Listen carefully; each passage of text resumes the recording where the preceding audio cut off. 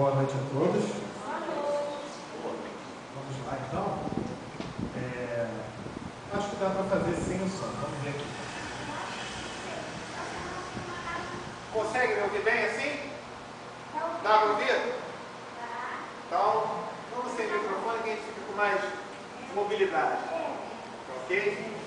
Bom, aqui nessa casa nós estudamos sextas-feiras o livro dos Espíritos. E terça-feira, não é isso, Yara? As terças, Evangelho, não é isso?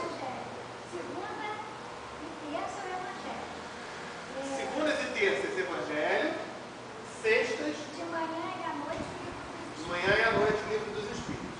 E nós estamos começando o livro dos Espíritos.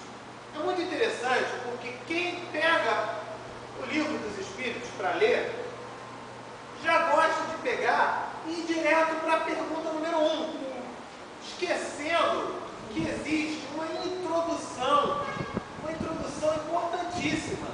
Por que ela é importantíssima? Porque quando Kardec codificou este livro, tudo era novidade.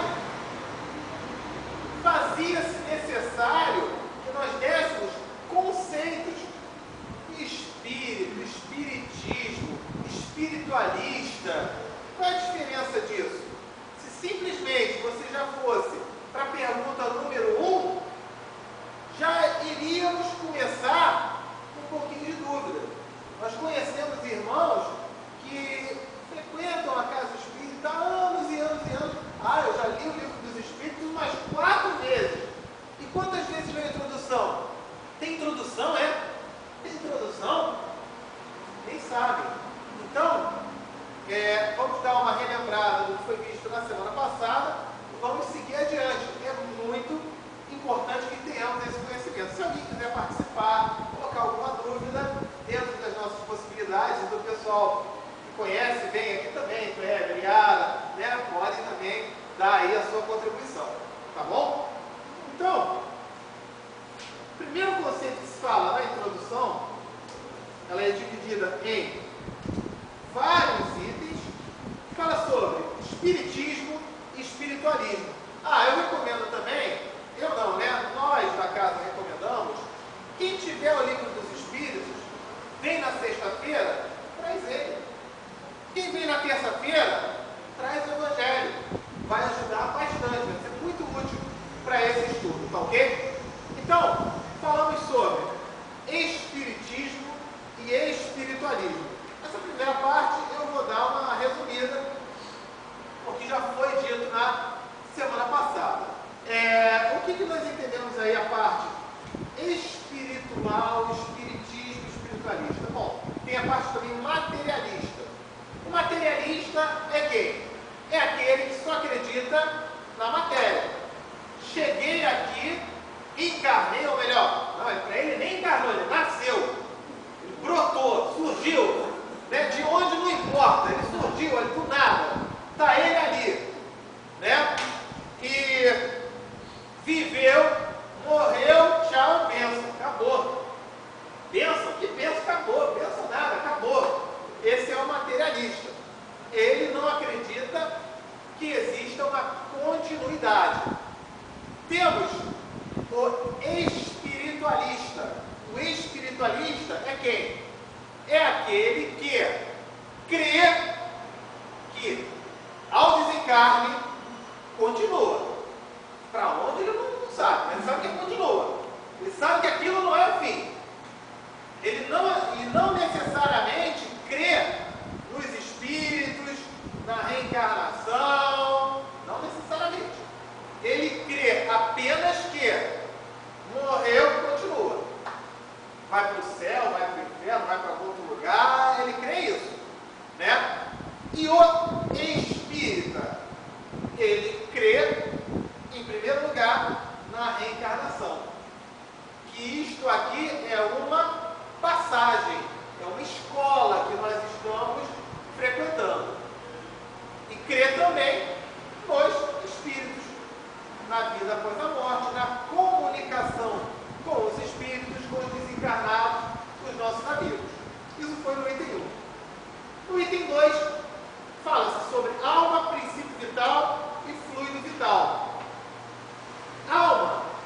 Existem muitas definições. A principal que se colocou é que a alma é o quê? Ser imaterial e individual que reside em nós e sobrevive ao corpo. Todos nós temos uma alma? Temos.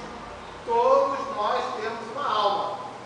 Essa alma, quando a gente desencarna, acabou? Não. Ela prossegue. Tá? Então, isto é a definição da alma. Princípio vital. É interessante a gente colocar o princípio vital como uma centelha. Eu acho essa definição legal. Centelha. Por quê? Ele fala, é o princípio da vida material e orgânica, qualquer que lhe seja a fonte, o que é comum a todos os seres vivos, desde as plantas até o homem. O princípio vital é o princípio da vida. Vale para a planta? Planta também tem princípio vital? Tem. O meu cachorro tem? Tem. O gato também tem. Até a pulga do gato tem princípio vital. Princípiozinho, mas tem. Ok? Então, da vida. Perfeito? E o que vem a ser o fluido vital? O fluido vital, nós poderíamos dizer, ele reside num fluido especial, universalmente espalhado, e que cada ser absorve e assimila. Fluido vital, peraí, rapidinho, fluido vital, ok, falei do princípio vital, fluido vital, é o que nos abastece, é o nosso combustível para que o nosso espírito esteja encarnado junto ao nosso corpo. Eu faço uma comparaçãozinha, tá? Embora seja, vamos lá, não é mais politicamente correto isso, né? Mas antigamente se soltava muito balão. O balão era o quê? O balão parado ali é um corpo sem vida, como se fosse sem a vida. Acendia aquele fósforo ali na bucha dele. Ele adquiriu aquela vida. É o princípio vital. Foi aquele fósforo. E durante quanto tempo aquele balão vai durar? Durante quanto tempo ele vai ficar voando ali, subindo no céu? Enquanto a bucha dele tivesse combustível. O princípio vital é o fósforo, acende a bucha. A gente tem então uma bucha dentro de nós. E quando essa bucha estiver queimando combustível, estamos vivos. Estamos encarnados. Ok? É uma comparação um pouco grosseira, mas para facilitar a compreensão. Tá certo? Bom, no item 3, falava sobre a doutrina e seus contraditores. Lembramos que isso é uma novidade. Se nós formos observar, a primeira pergunta do Livro dos Espíritos, ela é falando sobre Deus. Ele não fala nem quem é Deus, ele pergunta o que é Deus? O que é Deus? Ele nem define nada. E aí vem a inteligência suprema, causa primeira de todas as coisas. Vamos observar essa parte dos conceitos, que nessa época sequer sabia se definir Deus. Muitos achavam que Deus ficava num trono, cercado por guardiães, com trombetas, né? Achavam que Deus era aquele que ia punir, que ia castigar, que ia maltratar, né? Se não me agradou, está lascado, vai se complicar todo. Então, foram conceitos novos que chegaram. É lógico que isso vai trazer o quê? Contraditores. Estávamos acostumados com uma definição referente a Deus, referente a tudo isso, e vem um tal de Kardec e começa a falar que não é nada disso.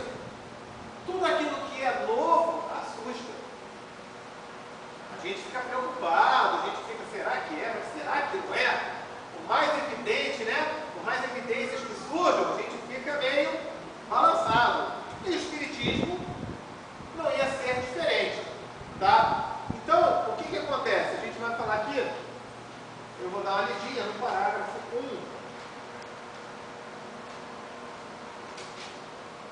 desse item 3. A doutrina espírita, como toda coisa nova, tem seus adeptos e seus contraditores. Vamos procurar responder a algumas das objeções, examinando o valor dos motivos sobre os quais eles se apoiam, sem ter todavia, a pretensão de convencer a todos, porque há pessoas que creem ter sido a luz feita só para elas, dirigindo-nos às pessoas de boa fé, sem ideias preconcebidas ou mesmo intransigentes, mas sinceramente desejosas de se instruir. Ele continua, mas eu vou pegar essa parte. O que é o mais importante? O que Kardec colocou? Primeiro, não venha com preconceitos, com as ideias preconcebidas. Esteja com a sua mente aberta ao novo conhecimento, aquilo que está chegando. Segundo, vamos ver se faz sentido o que nós estamos falando aqui. Kardec, ele era considerado o bom senso em pessoa. Alguns, né, eu não lembro exatamente quem definiu, você lembra, Cléber? Alguém deu essa definição sobre Kardec, era o bom senso em pessoa. Não me lembro agora, mas eu já li isso no livro. Aqui também ninguém vai discordar disso, né? Realmente foi. Então, o que ele está falando? Vamos analisar, vamos ouvir, vamos prestar atenção. Se vocês acharem que é besteira, ok, ninguém aqui vai obrigar nada. Vamos apenas raciocinar e analisarmos direitinho. Então, a doutrina espírita já começa mostrando que ela é o quê? Ela tem um tripé. Ela é religião? Religião. É só religião? Não. Ela é também ciência. Mas não dita, né? Não é nada ditado. Não, ela é uma ciência. Vamos estudar isso. Vamos analisar isso. Eu vi há pouco tempo um palestrante comentando, né? A gente tem que estudar aquilo, tem que compreender o sentido disso. Então, com todo respeito a outras religiões, estava se falando, você, na sua vida, foi uma boa pessoa, fez o bem, vai para o céu. Fez o mal, vai para o inferno. Uma criança com 6 meses de vida que morreu, ela vai para onde? Ela não fez o bem, então ela não vai para o céu. Ela também não fez o mal, ela não vai para o céu. Vai para onde? E aí definiram como limbo. É uma definição que é bem difícil de você entender. Eu não consegui entender muito bem, não. E um amigo meu que estava palestrando, ele falou: Sérgio, também não entendi muito legal, não. Limbo, lugar onde, segundo a teologia católica posterior ao século XIII, se concentram as almas das crianças muito novas, que, embora não tivessem nenhuma culpa pessoal, morreram sem batismo que as livrassem do pecado original. Está lascado. Meu Deus, vai ficar lá agora então. Vai ficar lá com o tempo. Que pecado original praticou o Ciro mesmo? Exatamente. Vai ficar lá então. Ó, fica aí, ó. Espera aí até não sei quanto tempo. Vou pagar pelo pecado de outro. É seu filho do pecado, filho da vida. Não é? Então o que Kardec veio nos trazer foi o quê? Vamos analisar. Religião, ciência, filosofia. Diga lá, Cléber.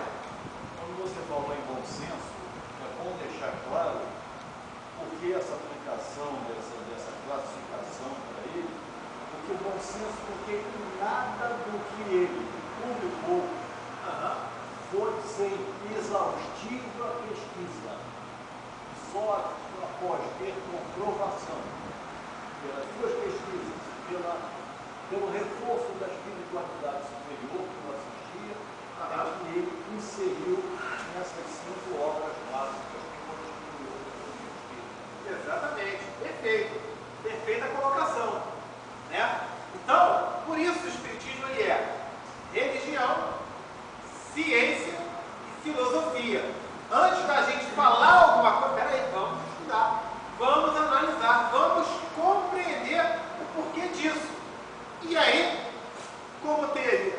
espiritualidade ensinando, tem esse livrinho com mais de 1000 perguntas, 1076, se não me engano, né?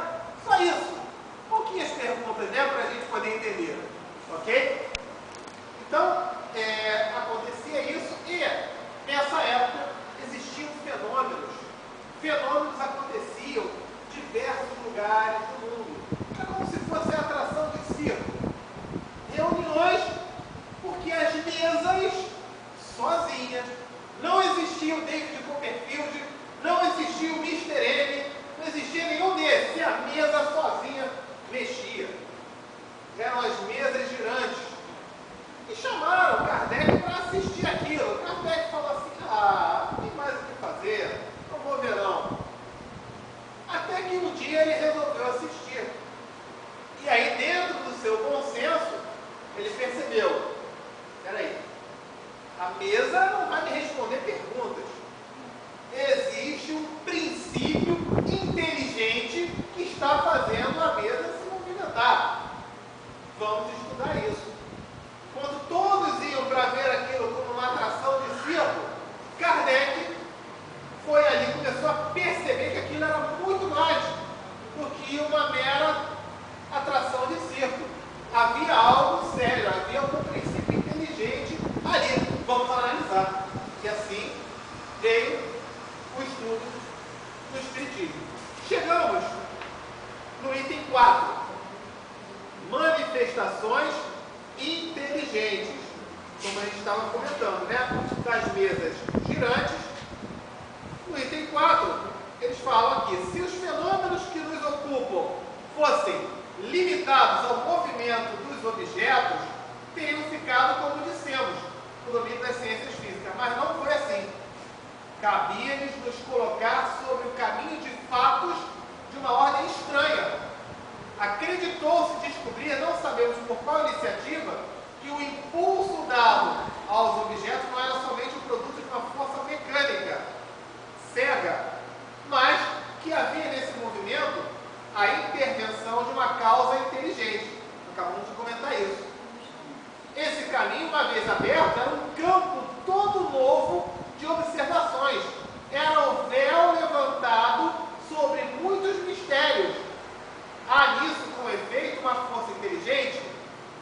Tal é a questão, se essa força existe, qual é ela? Qual é a sua natureza? A origem está acima da humanidade? Espera aí. Se não tinha o Mr. M, não tinha nenhum mágico ali que está movimentando, já veio a primeira inspiração ali para Kardec. Está acima da humanidade, do mundo. Então é do mundo desencarnado, do mundo que eu não conheço. Tais são as outras questões que decorrem da primeira. Então, colocou-se isso e percebeu-se que esses fenômenos, eles não podiam acontecer senão por influência de certas pessoas dotadas de uma força especial, que são designados com o nome de médiuns. Foi a primeira vez que surgiu a palavra médium. A definição foi essa. Muitos aqui vão pensar, médium, hein? Força especial, olha, caramba, deve ser bom demais. Quem é médium, tá com a conta do cartão de crédito espiritual está mais do que vencida. Então você vai ter que ralar, com a mediunidade.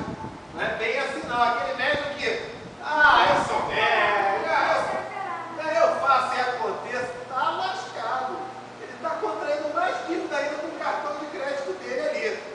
Ok? Então a gente tem que ter essa noção aí direitinho. Com certeza, né? Dessa responsabilidade. Então, o médium, ele passou a ser o intermediário entre os espíritos e os homens. Embora não esteja colocado aqui, vou repetir o que eu já tinha comentado uma outra vez.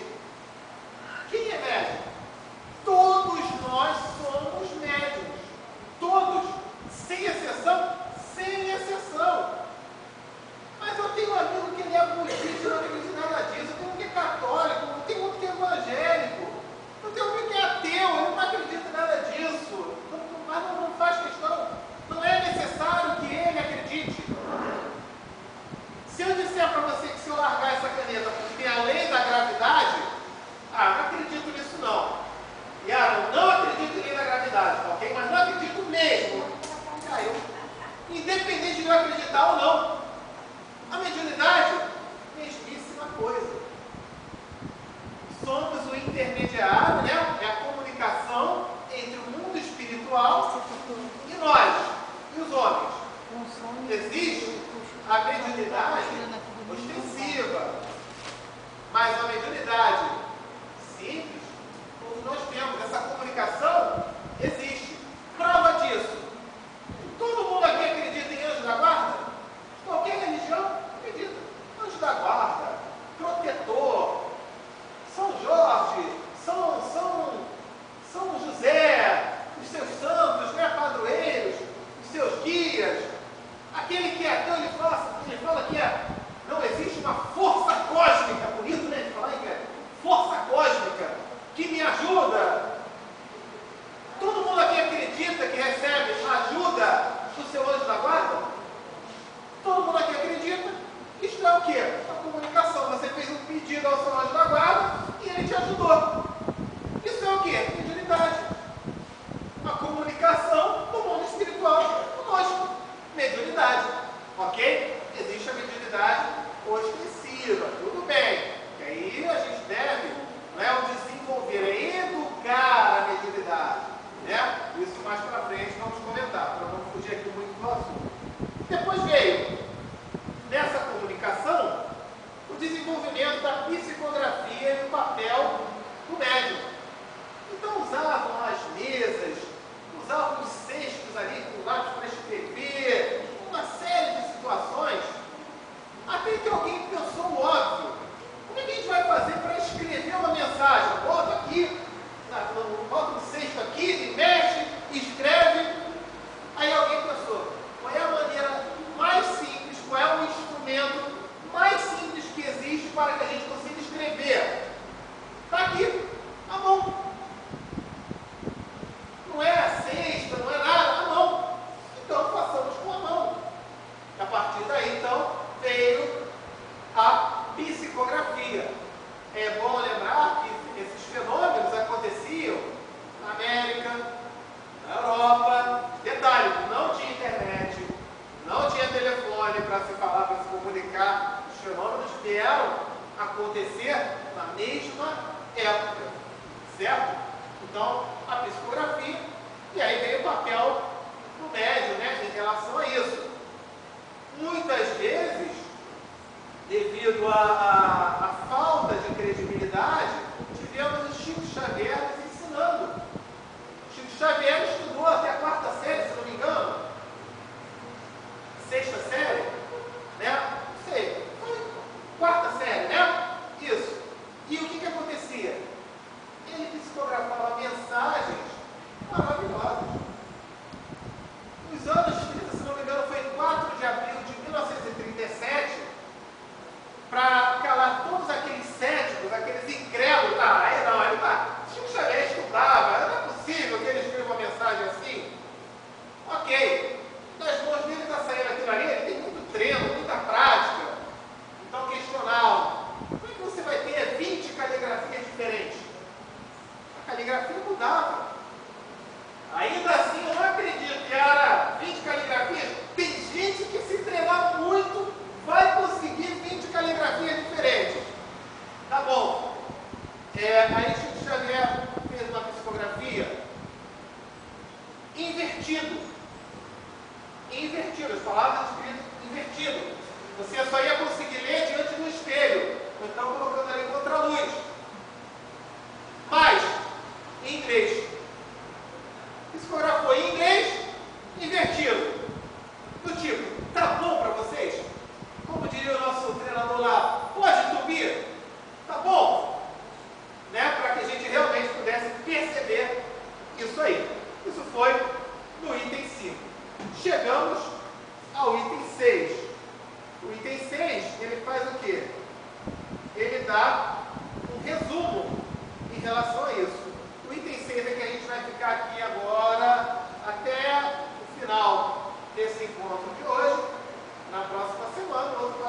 vai dar sequência a isso.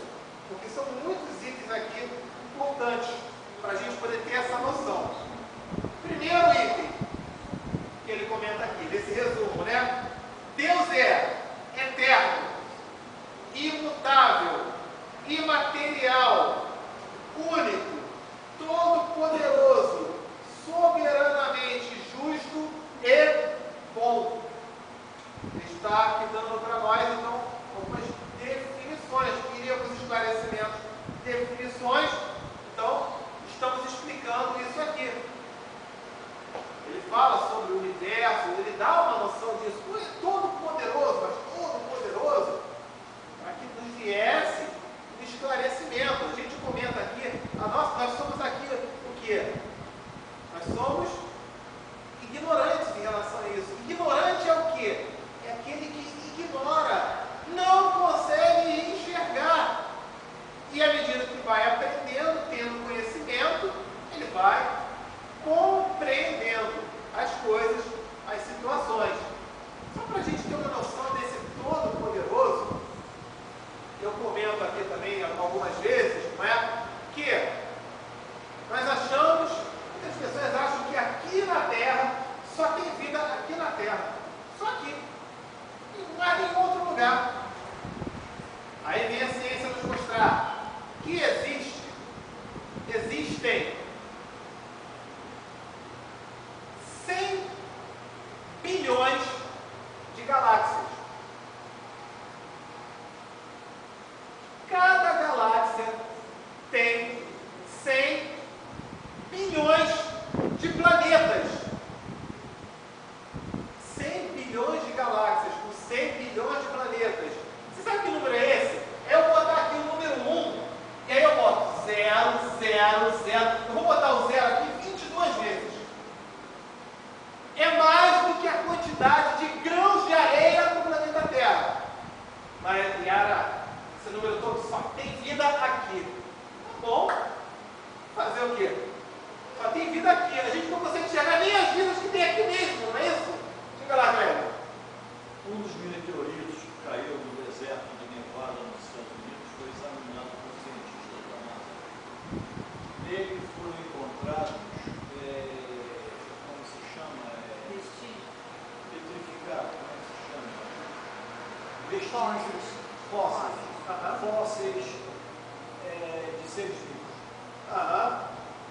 Identificou-se que o material daquele meteorito é o mesmo que existe em Marte.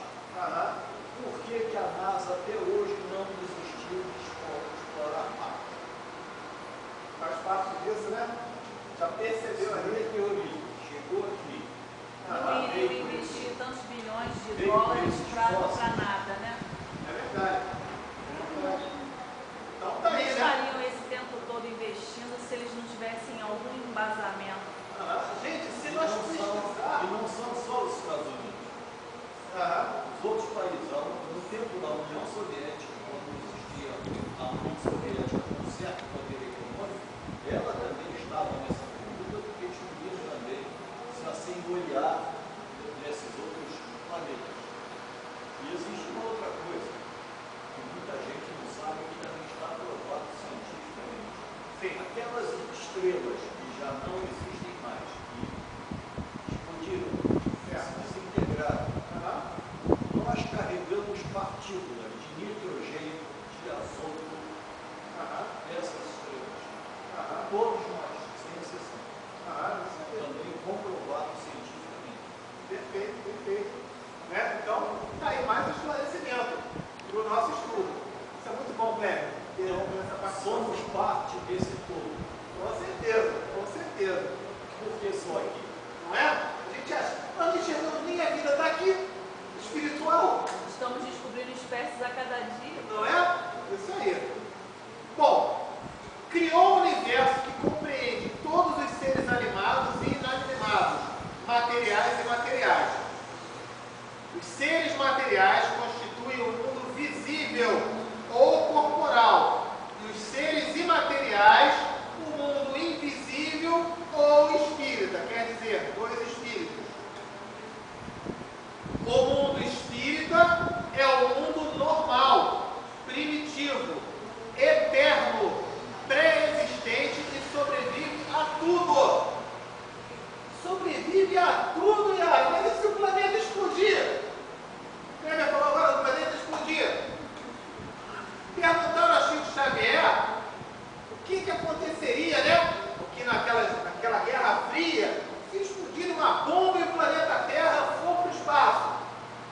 o Chico Xavier falou, Emmanuel está dizendo que nós iremos para um outro lugar. Para um outro lugar.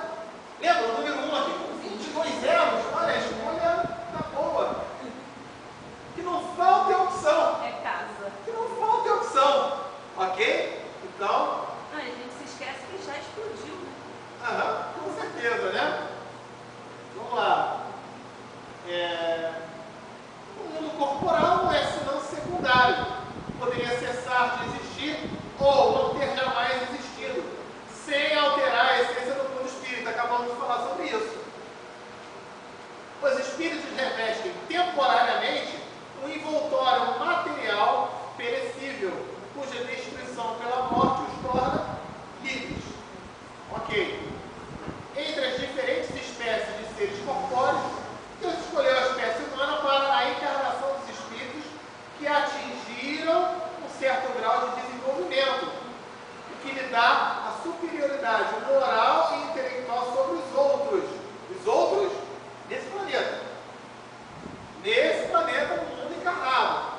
A gente, para a evolução, ainda falta, ainda tem muita estrada. Muito chão para a gente percorrer. Falam aqui, né, já ouvimos dizer, que vamos do átomo ao arcanjo, né? A nossa evolução. Então, que nós vamos chegar a essa perfeição.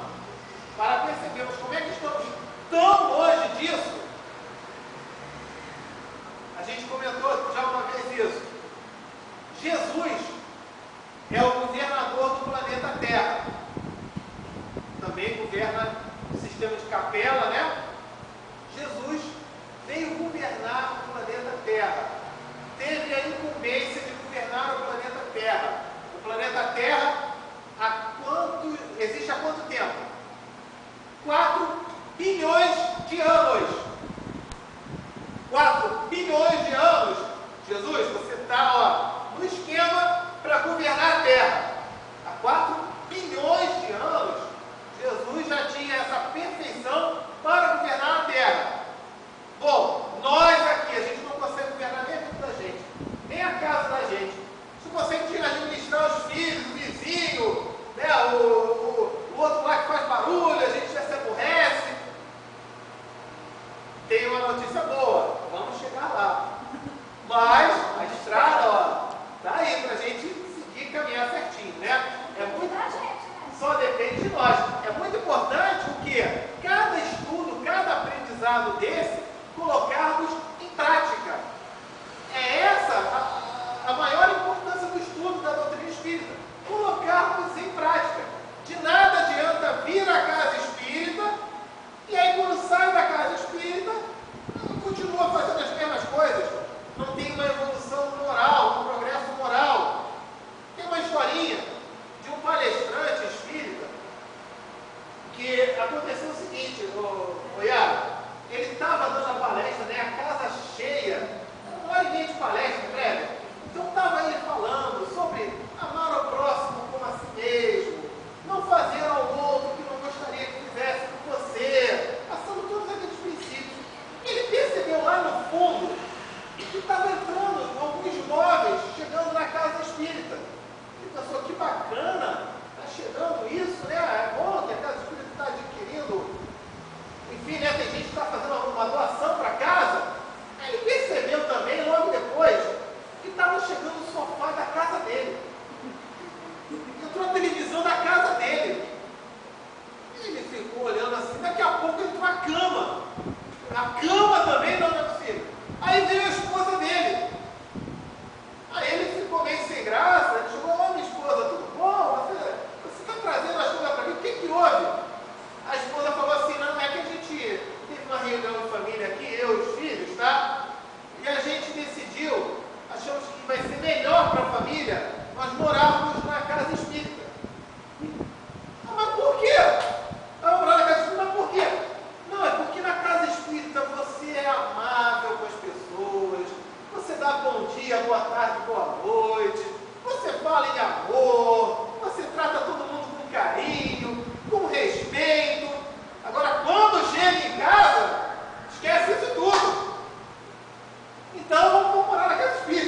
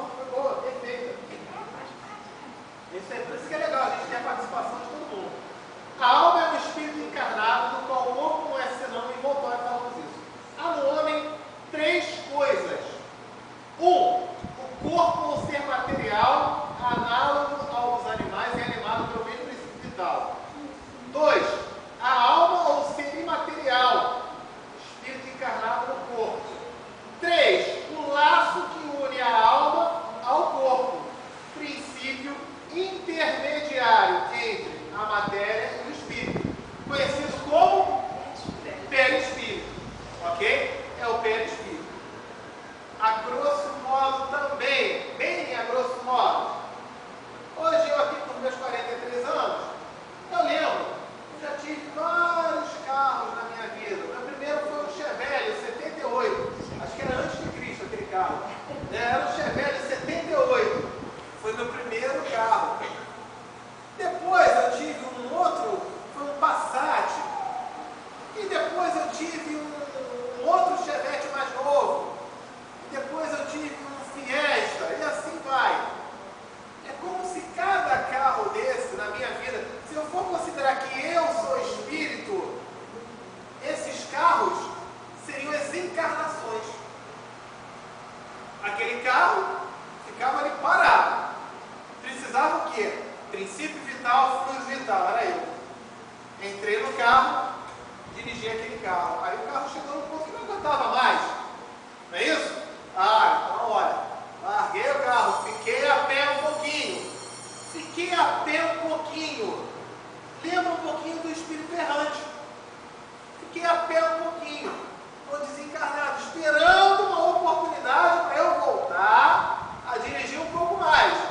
E aí, aquele outro carro, o Passat, já foi uma outra encarnação. E assim vai. A grosso modo, a gente pode fazer essa comparação. Perispírito é o que? A chave do carro. É o que liga eu e o carro. Para o carro andar, tem que ter o perispírito. Tem que ter a chave do carro. Não é isso? Vamos lá então. Então, o homem tem assim duas naturezas. Pelo corpo participa da natureza dos animais, dos quais tem instinto. Pela alma participa da natureza dos espíritos. Pelo corpo é o material, as experiências da carne. Pelo espírito, as experiências com o plano superior. O laço ao perispírito que une o corpo e o espírito é uma espécie de envoltório semimaterial. A morte é a destruição do envoltório mais grosseiro. O espírito conserva o segundo, que constitui para ele um corpo etéreo, invisível para nós no estado normal, mas que pode acidentalmente tornar-se visível e mesmo tangível, como ocorre nos fenômenos das aparições. Aquele filmezinho antigo, Ghost, né? O sujeito morreu, aí aparece o corpo ali, aí surge ele ali, né, levantando, é o perispírito. Aquilo ali é o perispírito, ok? Então, vamos lá. O espírito não é assim um ser abstrato, indefinido, que só o pensamento pode conceber. É um ser real, circunscrito e que, em certos casos, é apreciado pelos sentidos da visão, audição, tato. Então, o espírito, ele tem a visão, ele tem a audição, ele tem o tato. Ele partiu para essa colocação aqui. Os espíritos pertencem a diferentes classes e não são iguais, nem em força, nem em inteligência, nem em saber e nem em moralidade. Graças a Deus, somos seres com nossa individualidade. Somos diferentes uns dos outros. Ok? Existia a filosofia panteísta que falava que nós éramos uma partícula de energia que estávamos aqui, depois voltávamos para o mesmo lugar. E continuávamos sendo uma coisa só. Aí Kardec já veio colocando dentro daquele consenso, já foi colocando o quê? Peraí, se Deus é essa união dessas partículas das pessoas, então Deus não é a causa, Ele é o efeito. Raciocinou, dentro do bom senso, falou, não pode, não pode. Estamos aqui na nossa evolução, cada um no seu tempo. Todos vão chegar lá. É como uma maratona, uma corrida, aquelas corridas que a gente vê São Silvestre, 10 mil corredores. Quem completa a linha de chegada é um vencedor, não é só o primeiro colocado. Quem correu 3 quilômetros e não aguentou, tudo bem, ano que vem tem outra. E aí ele já correu 3,5 km. Tudo bem, até ele conseguir completar. Cada um no seu ritmo, ok?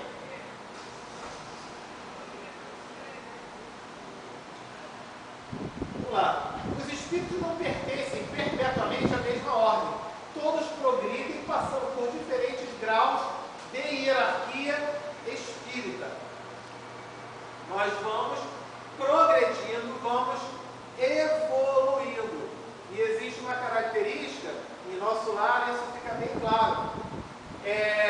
Os espíritos superiores, eles podem sair de lá para nos auxiliar. Mas os inferiores não conseguem sair daqui até lá. Tanto que Chico Xavier falava, né? A ligação, o telefone toca de lá para cá, mas daqui para lá. Entre várias explicações. Então, a gente pode compreender isso. Vamos continuar. Alguma dúvida, alguma colocação que alguém queira fazer? Estamos indo bem até aqui? Estamos indo bem? Então vamos lá.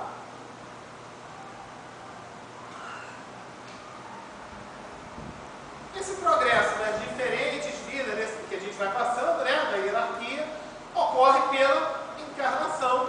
Já falamos também sobre isso. O espírito passando por várias encarnações, resulta que todos tivemos várias existências, que teremos ainda outras, mais ou menos aperfeiçoadas, seja sobre a Terra, seja em outros mundos. Quer dizer que se eu estou encarnado aqui, eu só vou nascer de novo no planeta Terra? Não, pode nascer em outro mundo. Quer dizer que eu sempre nasci na Terra? Também não. Você pode também ter vivido em outros mundos, ok? A encarnação dos espíritos, aqui, né, ocorre sempre na espécie humana. Seria um erro acreditar que a alma ou espírito possa se encarnar no corpo de um animal. Vamos entender isso. Tem muita gente que fala assim: olha, o meu irmãozinho era tão legal, e aí quando ele desencarnou, a minha cachorrinha, eu gostava muito da cachorra, teve 6 filhotinhos, mas tinha um filhotinho que era tão carinhoso, só pode ter sido essa criança. Desculpa, nada a ver. Não é. Não é porque seria um retrocesso ao espírito. Caramba, lembra? 4 bilhões de anos, né? A gente está evoluindo. Poxa, não andamos ainda muito, né? Mas já chegamos aqui a esse corpinho aqui. Vamos voltar para ser cachorro de novo, ou gato, ou papagaio? Não. A nossa evolução, ela ocorre de que maneira? Progressiva. Ou eu vou estacionar, ou eu vou progredir. A gente pode comparar. Eu estou estudando, estou na 7ª série. Ou eu vou para a 8ª série, ou eu repetir a 7ª série. Eu nunca vou para a 6ª, para a 5ª. Não, peraí, eu já fui até a 7ª. E aí também, né, a gente vai chegar no ponto que repetir a 7ª série uma vez, 2, 3, 4, 20, 50. Vai chegar uma hora, gente, que ninguém vai aguentar. Eu tenho que passar de ano, porque eu não aguento mais ficar aqui. Então nós vamos também ter essa ajuda espiritual, esse instinto, né, de progredir, de evoluir, cada um no seu tempo. Certo? Diga. Ele mesmo vai ser alavancado para essa reação. Exatamente. Vamos lá nesse teu exemplo. Ele repetiu. Isso. Ele tinha um bom convívio com aquela turma que passou de ano. Mas ele repetiu, aquela turma que estava na 6ª série, galgou a 7ª, conviveu com ele e ele também conseguiu alicerçar excelentes amizades. Ele novamente reprovado, aquela turma galga o ano seguinte. Vai dar uma tristeza, uma nostalgia, uma reação dele de saudade de poder continuar convivendo com aquela turma, não só no horário do recreio ou no início ou no final de cada turma de aula. Ele vai querer conviver com aquela turma também durante todo o horário escolar. Perfeito. E aí, então ele vai se esforçar para não perder mais essa oportunidade com aquela outra turma que galgou o 7º ano e agora. Perfeita, a colocação é perfeita. A gente já pode acrescentar, ele viu aqueles amigos passando, viu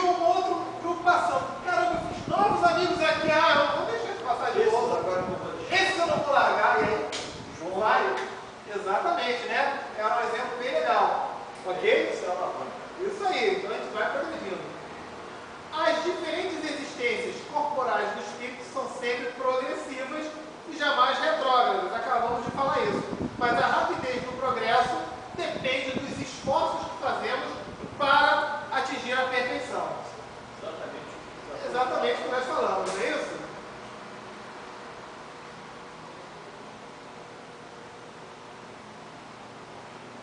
As qualidades da alma são as do espírito que está encarnado em nós. Assim, o homem de bem é a encarnação do bom espírito. O homem perverso é de um espírito impuro. Também é o óbvio aí. De repente vem uma pessoa que só faz besteira, só faz maldade. Ah, mas ele é tão bom, o espírito dele. Peraí, se o espírito dele fosse bom, não ia estar fazendo um monte de maldade? Assim como, mas aquela pessoa, né? Principalmente, vamos lá, pai coruja, mãe coruja, né? Ah, meu filho é tão bom, tão maravilhoso, quando você vê na rua, ele está só fazendo atrocidade. Mas o espírito dele é tão bom, não é? O corpo bom tem um espírito bom. O corpo que não está evoluído, está fazendo coisas erradas, é um espírito, não vamos falar monstros, perversos, ruins, atrocidades, não. São irmãos que estão em desenvolvimento. Ainda não conseguiram se iluminar que quando eles destroem o outro, atrapalham o outro, eles estão, em verdade, destruindo a si próprios. Não é isso? Então, essa é a explicação aí. A alma tinha sua individualidade antes da sua encarnação e a conserva depois da sua separação do corpo. Também é perfeito. Eu, como um espírito, eu já existia antes de eu ter esse corpo do servo. E quando eu desencarnar, eu vou continuar existindo. A vida continua. Bom, acho que a gente já está na hora. Já chegou aqui na hora. É muita coisa para a gente comentar. Então, eu vou fechar por aqui. Tá? Eu passo isso para a Marta, se você quiser. Tá aí, já viu aí, né? Marcou aí, né? Tá. Perfeito, então. A gente está no item 6, eu vou passar para você. Aqui, ó. Aí a Marta continua daqui para frente. Isso. Ok? Bom, em primeiro lugar, agradecer a presença de todos, porque quando nós estamos aqui, nós trazemos conosco os irmãozinhos do plano desencarnado que vêm aqui aprender. Estamos ajudando também. Estamos nos melhorando. E que possamos colocar em prática tão logo tenhamos a sair pela porta da casa. Para que não aconteça como aquele irmão, né? Que a mulher trouxe a cama, trouxe a geladeira, trouxe os móveis, porque ele só era legal dentro da casa espírita, né? Ok? Muito obrigado.